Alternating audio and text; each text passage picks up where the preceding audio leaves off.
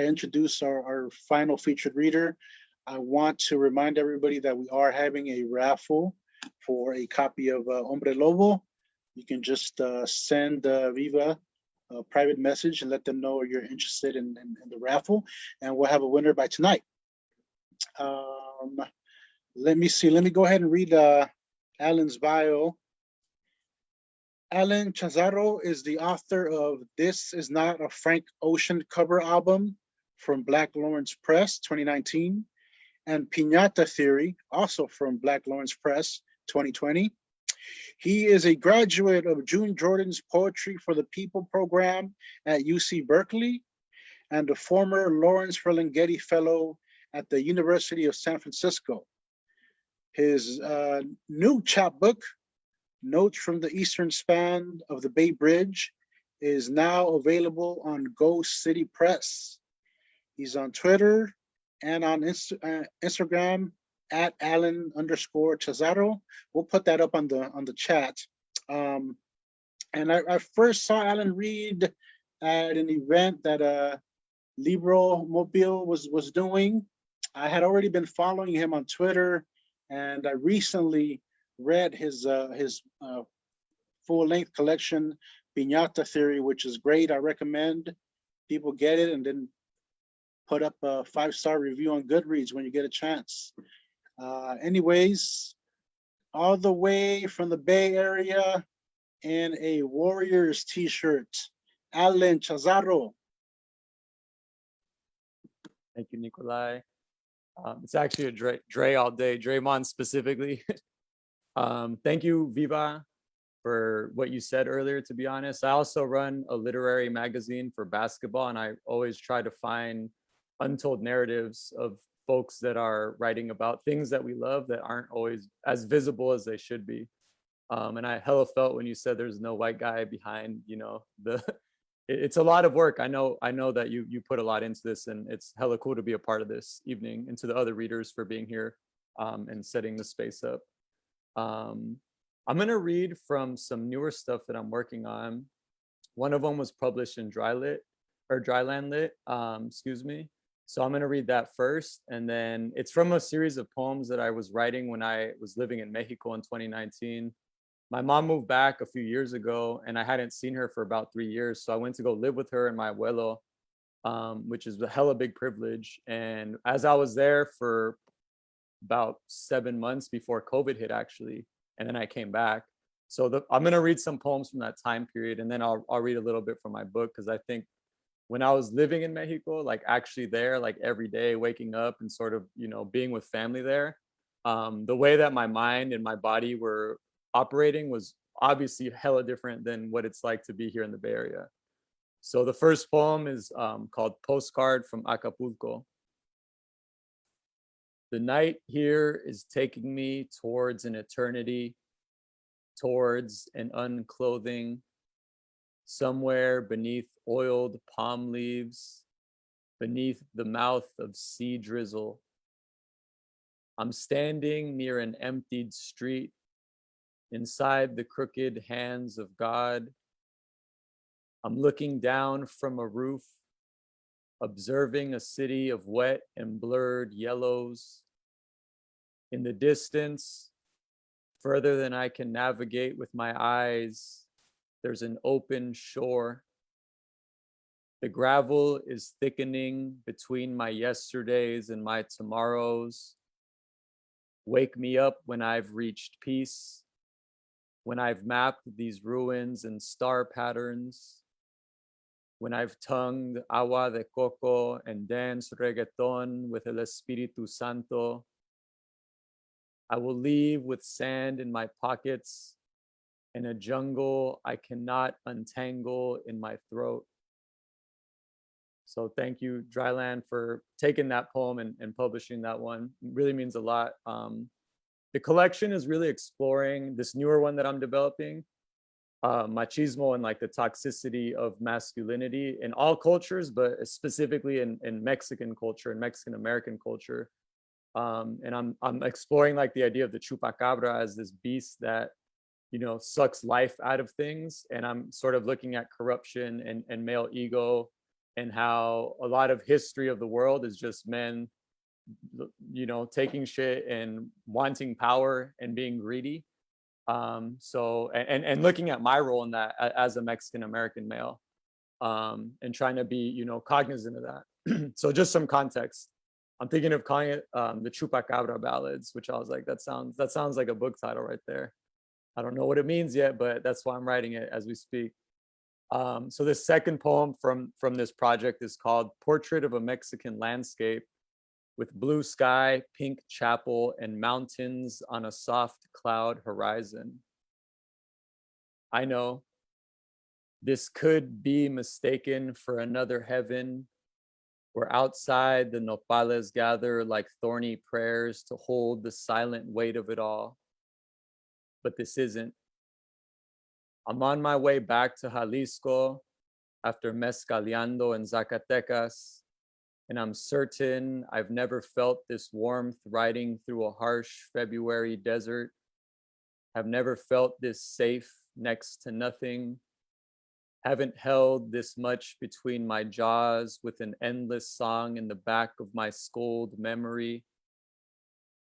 I'm returning to somewhere I've left but haven't unlearned, where there are no stoplights and the pavement suddenly becomes dirt in your rear view. This isn't meant to be exaggerated. This is literal. A house where my tia Lola makes mole while slicing onions, and teenage cousins go to schools where there aren't enough teachers, where we fiddle with paletas de uva and order tacos de longaniza for takeout while illegally streaming action films. In Teocaltiche, where old men have grown too brittle to ride their horses, so ride the slow afternoons like saddles in the plaza instead, watching underage moms on mopeds zipping across town. Nothing happens here until it does. A shootout between rivals, not a movie. In daytime, the howl of bullets wolving air, the automatic clack clack of fears taking hold, taking mouths. Shava told me he wasn't worried, that it happens. He was at the gym, locked in. A friend asked if I was scared. I told him no, but really, I've prayed for mercy as a boy. Really, I'm still in the act of folding and bending the flesh of my beliefs. All right, I'll read one more from this project and then I'll read some Piñata Theory stuff. This one is called Chupacabra Ballad. These fields are open and dry-throated. The wandering bulls haven't been fed. My tío drives me around an avocado orchard in Michoacan, hands me the keys to a gate. He forgets which one opens the muscular lock, but I haven't forgotten about myself, about El Chupacabra, 1995. We've been bleeding out while the machos are busy mounting their horses. Their hooves are untamable in the wildest daylight. I've seen a body ditched on the side of the road. I've seen a trample of fingers and stomachs, the grab of hungry hands. A microphone is turned on so the governor can sing. Mezcal is poured before, during, and after. Look, this isn't beauty as defined by the romantics. It's a mirror framed at an imperfect angle. All right, thank you, thank you. So I'm gonna read a little bit from Piñata Theory. Again, thank you, Nikolai, for the plug. This is a book I spent, the oldest poem in this book is from my time at Berkeley when I was basically a teenager. So this was like, the poems in this are something I've grappled with for very long, for about a decade, I would say, before I actually published this book. The first one I'm going to read is Ode to Kendrick Lamar. There are nights like tonight when it rains biblical amounts of everything and music plays while I drive somewhere I usually don't go after dark because I get lost in my head while my wife plans for next week and I try to decide where to park and when to leave, but instead I down IPAs and smash In-N-Out burgers into my gut before the smallest words crawl out, forced. Some days I feel the dark rushing, a tidal wave of fuck yous cresting my insides. I double knot my Nikes and avert eye contact in a hoodie and baseball cap. I am not this facade. I've never sailed a fist into a stranger's skull, but there is a thunderstorm coming and I must know my way. Tomorrow, I'll drive a pickup to the end of the road on the other side of 880. I'll park and read poetry while 18-wheelers rumble within inches of my chest. It's what excites and repels my attention while riding my neighborhood, how the blood of sweetgrass reminds me of something else. Yeah, 880. I see you, Jesse. I grew up off the 101, but once I started living in Berkeley later, the 880 became the 101 to me. I don't even think the 880 runs down to LA, huh? My LA folks, you probably know the 101 connects us for sure, but I don't think the 880 goes that far.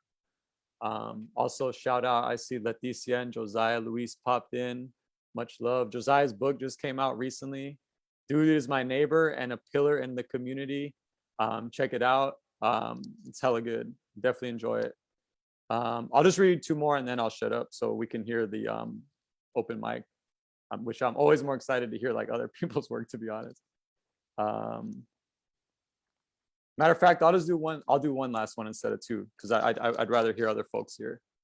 So this last one is called Photo for My Unborn Child. I'm writing Bart from the airport, observing what's outside, corrugated fences with spray painted messages. This is sacred land. Fuck pigs. Die techie scum. The homes are historic and diverse as the people who breathe inside them, colorful and sprawling along a muscular shore. Your mother grew up here on 55th, around the corner from her cousin's tire shop and the bar your grandpa would take her to perform Mariah Carey karaoke as a kid to crowds of drunken men. The shop is closed now and the bar boarded up with graffitied wood, but the house remains with the ceiling your grandpa painted as the night sky. We will take you to see it someday so you can study how constellations are formed from the darkness of our mouths. Thank you, everybody.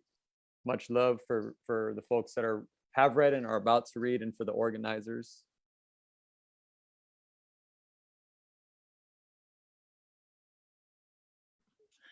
Thank you very much, Alan. Thank you very much. Thanks to all the three featured readers we had tonight. I want to do one last reminder that we're doing a raffle for a anthology of short stories, Hombre Lobo. If you want to win that, just send a private message to Viva. And what I forgot to mention earlier is this prize is available in the US only because international shipping rates are no joke right now. Okay, so there's that.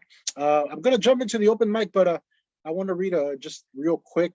This is not gonna take long, just a couple of ground rules, guidelines for the open mic. Please be ready to unmute yourself when your name is called, and please mute yourself again once you are done sharing. Open mic readers will have 3 minutes to share